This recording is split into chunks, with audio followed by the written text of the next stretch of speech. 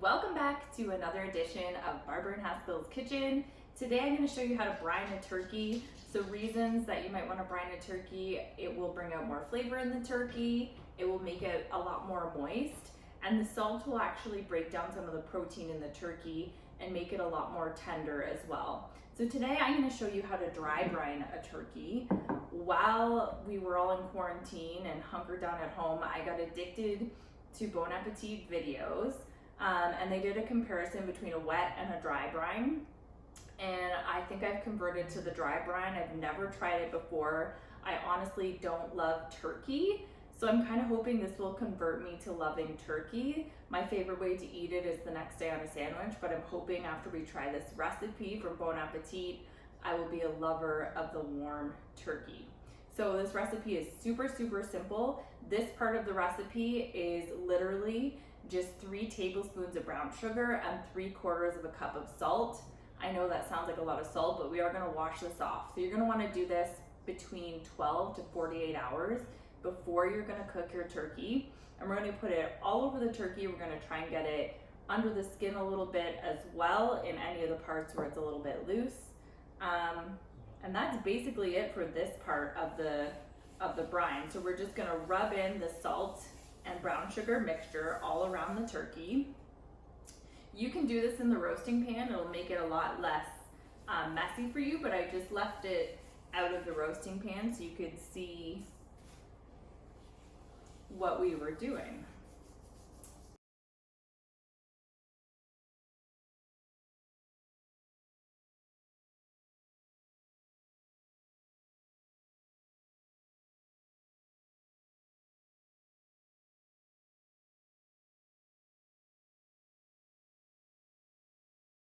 All right, so the turkey looks nice and covered in salt sugar mixture.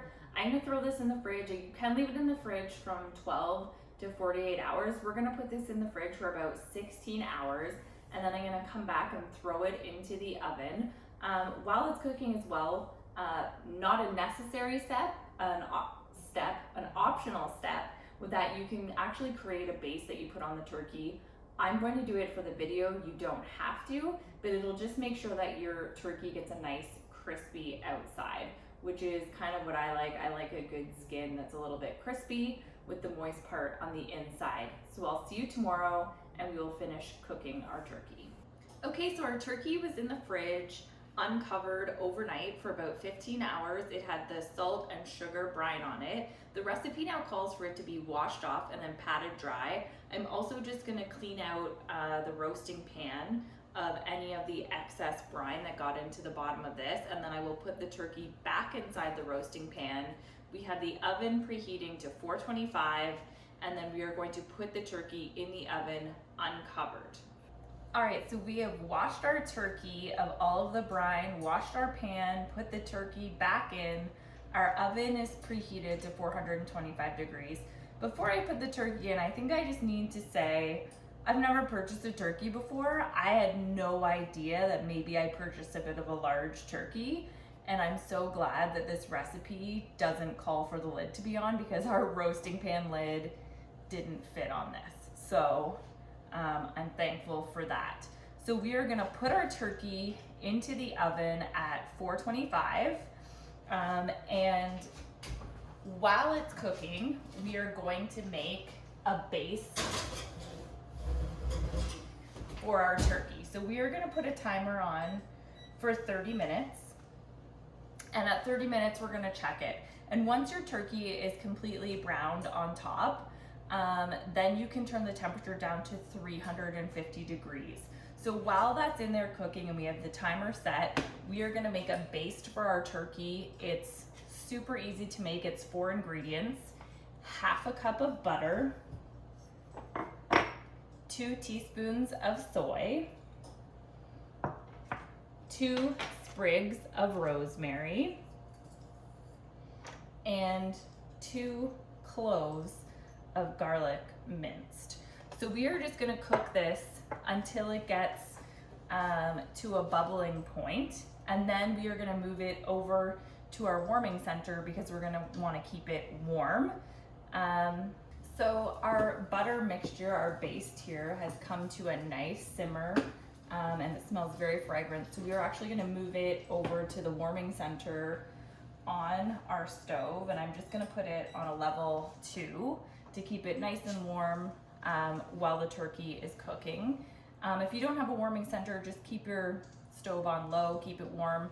I'm also gonna throw in 1 cup of water now into the pan.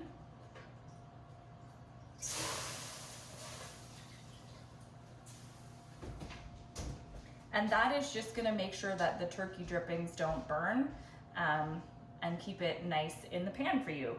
So we are gonna wait for the 30 minutes. We're gonna check on our turkey. Once it's nice and browned, we're gonna turn it down to 350. And then about every 15 minutes, we are going to baste it with the base that we just made.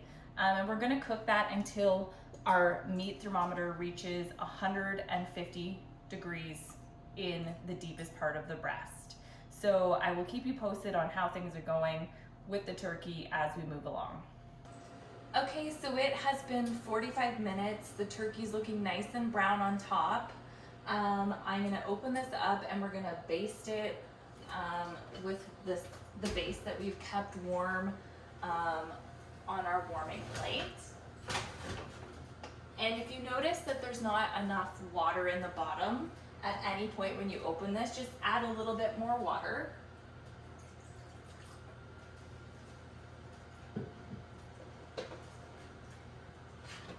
I'm gonna go ahead and baste the turkey.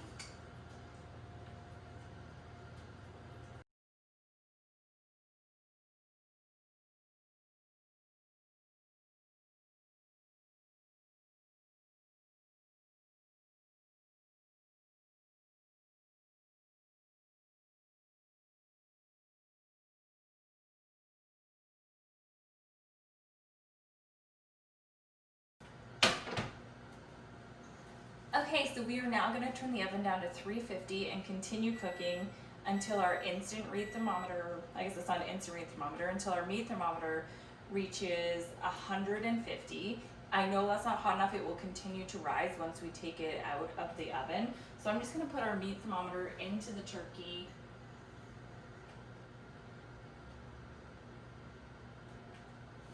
And I'm going to put this back in. Now about every 15 to 20 minutes until it is warm enough, I'm going to open the oven and I'm going to baste the turkey again. So our turkey has reached 150 degrees and it will continue to rise once we take it out of the oven. So we're going to take it out of the oven right now. I'm going to leave the thermometer in just so that I can make sure that the temperature inside does continue to rise.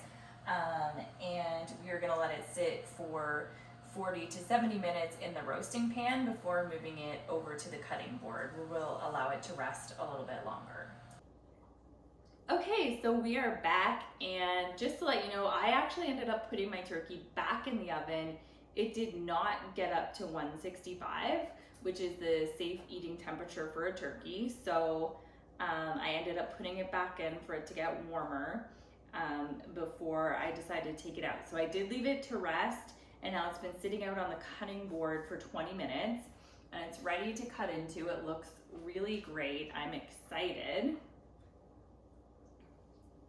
I'm gonna cut into the breast of the turkey because I find that that tends to be usually the driest part of the turkey. So let's see what we got.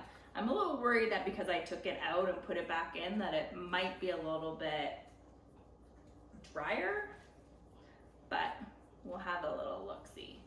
It actually looks super moist. I don't know if you can really capture that on film or not.